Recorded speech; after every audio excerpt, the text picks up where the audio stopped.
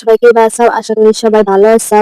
আমিও তোমাদের দোয়া ও ভালোবাসায় বহুত ভালো আছি। আমার ভয়েসটা সবাই অল্প ইগনোর করো, কারণ কিবা জানি আমার ভয়েসটা মানে খারাপ না গেছে, সবাই ইগনোর করে ভিডিওটা শেষ পর্যন্ত দেখো।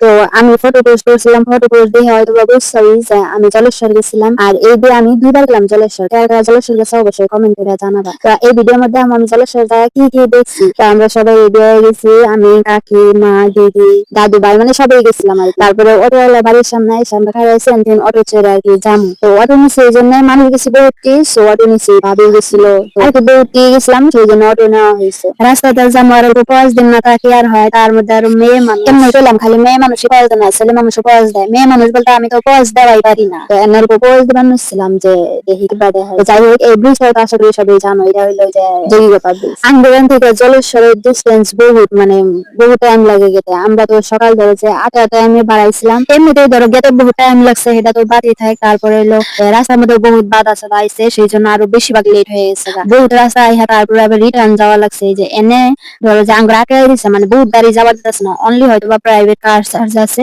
ওইলা যাবার দিছে, কিন্তু অটো ওইলা যাবার দেয় নাই, কারণ ওই দিন নাকি হিমন্ত মামা আসল, যার জন্য আর কি যাবার। তারপরে আর কি করার, অনেক জায়গায় যদি পুলিশের কওয়া হইলো তাও আর কি যাবার দিল না, মাটির রাস্তা দেখা দিল। বিশেষ করে এনে লেট হওয়ার জন্য আর কি জলেশ্বর যায় অত কিছু দেখা নাই। তার মানে আবার তো রিটার্ন হওয়া লাগবো সন্ধ্যার আগে, যদি আমরা সন্ধ্যার আগে বাড়ি যাই নাই, কারণ আস্তে আস্তে রাইট হয়েছিল।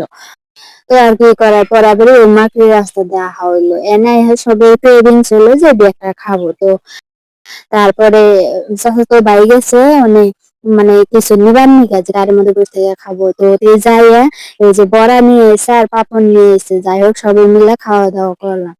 তো এর মধ্যে আমরা এসে পাইছি আর কি সবগুলো ক্লিপস নেওয়া হয় নাই, কারণ অত কি আর মন থাকে নাকি যে সবগুলো ক্লিপস নিই। তো যাই হোক, এনে এসে খাওয়া থেকে মানে সবাই মিলে এমনি মানে আমি খুব মজা করে নিয়েছিলাম। তো ফাইজলামির একটা সীমা আছে, তাই না গাইস? আপনারাই কোন। এই যে এটা হলো আমার চাচাতো ভাই আর এটা চাচাতো বোন। আগে সবাইকে রিভিল করবো না, কারণ ভিডিওর অনলি আমার, আমি একজনের না কয়া বা একজনের না জানাইয়া তার ফেস জীবনে রিভিল করবো না। তো অনেক আমরা আড্ডা মারতে মারতে আমরা মানে দাদু ভাই আর চাচাতো ভাই আইহা দেখি যে ফুচকা খাওয়া শুরু করছে।